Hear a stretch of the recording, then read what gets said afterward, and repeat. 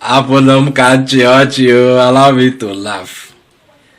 You know, in the last presidential campaign, these three people, the front runners, one of them, in trying to communicate his agenda and his plan or plans for Nigeria, he used statistics follow up all in arguments. Statistically, because statistics go tell you how things are. It will enable you to carry out a comparative analysis. You understand? Between what you want to do and countries that already do what you want to do and how they are prospering. Peter Obi use statistics follow up all a argument. You often hear him say, check Vietnam. Their production with a landmass of so and so and a population of so and so, and they are doing better. A country that even both their landmass, population and everything cannot be compared to what we have in the northern part of Nigeria. He go put them, he go give you. He go call Canada, the same thing. US, he go pick one state inside US. He go talk with you, one talk. Statistically, compare with what we get for here. You understand? To drive home his point. Onye my phone, you understand? Academic wise, he they give you as he's supposed to be. And that was why he was always shouting, look, for this country to move, we must divert attention from consumption to production.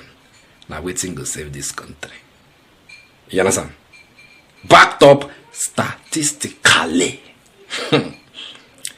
One of the presidential candidates then, that is now our president, Ashiwaju, he come out on national TV, he shout am, hey, hey, now statistics we go chop. he shout am, say whether na statistics we go chop. Now on Wednesday, he will be celebrating 1 year in office. Trust the Nigerian media. They don't use statistics. Follow my man up. They use statistics follow him up. You understand? They bring out the figures and so that everybody can understand what's up. That's what we say. Now we go chop. Now they use now. They judge them. The video I won't play for you. A long small, but to watch them, you will see statistics in play. Towards the ending of the video I won't play for Ona. Una go see the statistics. That one towards the end though. You go see the statistics of how Nigerians voted for this president. You understand? You will discover that those that are crying and wailing gave the highest number of votes. Let me shock you. They said it is the turn of the South in the last election. Do you know that out of the 3 regions or the geopolitical zones in the South, because we have 3 now, 2 out of the 3 geopolitical zones in the South, the South and the Southeast, Tinubu did not get up to 1 million votes. Now Southwest, we follow the cry now where they share spaghetti, give their women now them vote pass. Then the whole of the North, none of the regions in the North gave less than 1 million votes. Now them still they shout, we are dying, we are dying. This government is clueless, it's clueless. They don't have a plan, they don't have a plan. I don't want to talk too much. That's the way you say now. What you go chop, now what you don't use now, full them up. So watch this video to the end. Come to the comment section and tell me what you think. Statistically is the way to go. Make a speaker like that. Is the way to judge this government. And the media, they have done a wonderful job. I give you this video. Well, watch. NY conducted a poll and asked Nigerians, how satisfied are you with 2023? Now, the results of that poll showed that 66% of Nigerians said that they were not satisfied with 2023. The number one reason, hardship. So let's keep our minds on that. 66% of adult Nigerians saying they are not satisfied with the polls. Now, the second thing is to look at how popular are ministers.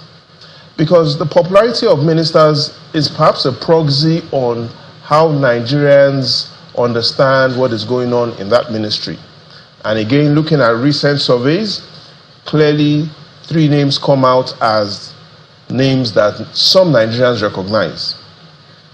Food security, pretty much when Nigerians were asked who is the minister in charge of that, most Nigerians still do not know. His name, Abubakar Kyari.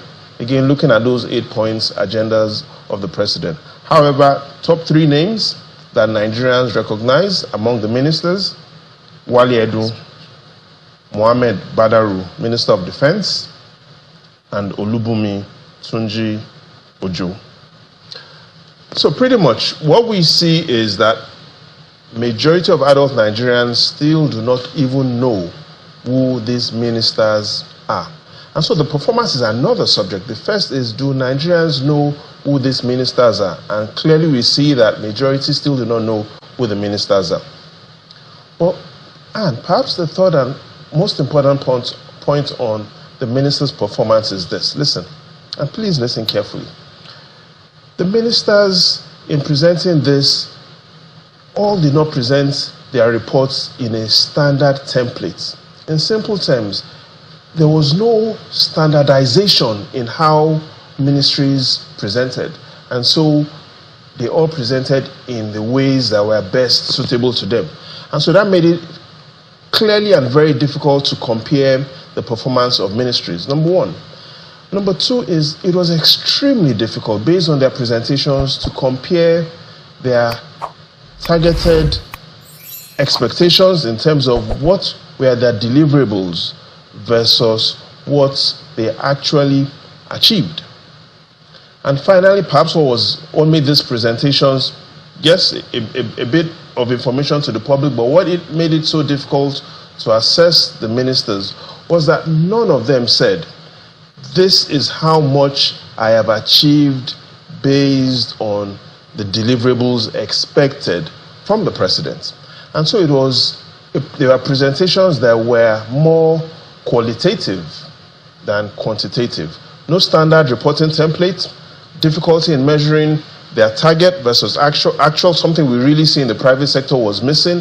And clearly what again was missing was, how much did you achieve based on your desirable target and based on the president's desirable target. And so based on that, very difficult to really put all of those presentations in numbers, but what we know is some ministers clearly are easier for Nigerians to mention than a lot of other ministers. All right, so now that we know the last 1 year, let's talk about the challenges that are likely to show up for the next 12 months, the challenges, the opportunities. What are you seeing so far? I see a lot of opportunities if the president can see them. Especially if you look at it from his 8-point agenda. It points to opportunities, it points to challenges, but perhaps opportunities for even him to become a legend. Let's start with the statistics on the 8-point agenda, where we are today and what the president needs to do, especially within the next 12 months. And if we take a look at those statistics beyond May 2024, these are the president's 8-point agenda, and let's take a look at every detail of it. Food security, one of the 8-point agendas. However, food inflation, currently is at 41%, the highest in recent history. Not only is food inflation 41%, if we look at food inflation from the last time the minimum wage bill was passed in April 2019, food inflation is in excess of 92%. And those are the facts from the National Bureau of Statistics. Food inflation compared to 1 year ago, 41%. Food inflation compared to when the minimum wage was passed, 92%. And within those food inflation numbers presents the president clear challenges and opportunities on the road to bring these numbers down. Poverty eradication. Based on the last report from the National Bureau of Statistics, there are 132 million Nigerians categorized as being poor. Poverty eradication is among the president's 8-point agenda. The challenge is, on an average, 10,000 new babies are born. So these numbers are growing really fast. Third, economic growth and job creation. The president's projection for economic growth is double digits. Currently, we are 2.98%, significantly below potential, significantly below the projections of the president. Access to capital, another point on the priority of the president. Recently, we have information that shows that just about 5% of Nigerians have 500,000 naira in the bank account. You heard me right. Just about 5% of Nigerians have 500,000 naira in their bank account. In simple terms, it means that 95% of Nigerians cannot even afford to spend 15,000 naira per day, because within a month, all of their money in the bank will be gone. You heard me right. 95%. If 95% of bank account holders in Nigeria spend 15,000 naira per day, within a month, all of their money will be gone. Inclusivity for youth and women. The challenge is we have 120 million youths in Nigeria. Ordinarily, what we should be talking about is the youths that should be talking about inclusivity for non-youths, because the youths represent the majority of Nigerians. And so we should be a country whereby it's the youths that should be talking about how do we include non-youths. However, we find ourselves in a position where we are talking about inclusivity for youths in a country where the youths are the majority. Improving security, another agenda on the list of the president. Based on the Global Terrorism Index, even though Nigeria's security situation is improving, they still say that Nigeria is ranked 4th amongst the most terrorized countries in Africa. The president has to do all within his powers to get Nigeria out of the top 10. Promoting fair play among businesses, strengthening the rule of law, another agenda for the president. However, on the ease of doing business, Nigeria is ranked 131 out of 190. We're in the bottom 32%. And finally, the boogeyman, fighting corruption. However, Transparency International, which is the world's barometer for measuring corruption, say Nigeria's current corruption score is still 2.5 out of 10. How did the president win? In the Northwest, majority voted against the president. In the North Central, majority voted against the president. Same thing happened in the Northeast. Across all the 6 regions, it was only in the Southwest that the president had more votes than the opposition.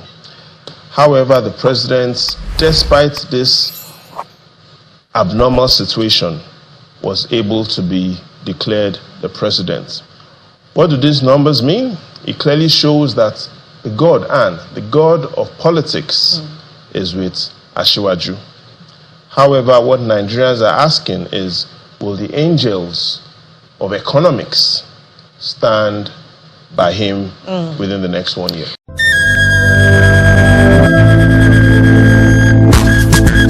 For centuries, the Ijele has been a revered masquerade in Igboland, a predominant tribe in southern Nigeria. The Ijele is a grand spectacle that commands respect, awe, and celebration. Today, Innocent Vehicles brings you the Ijele in a new form. A majestic, robust, and monolithic pickup truck designed to leave an indelible mark in the annals of automotive history.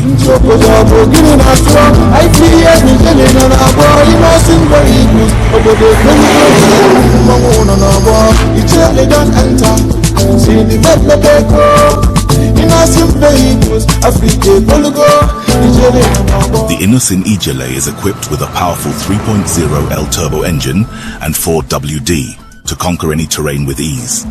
Make way for the Innocent Ijele, Innocent Vehicle, the pride of African roads.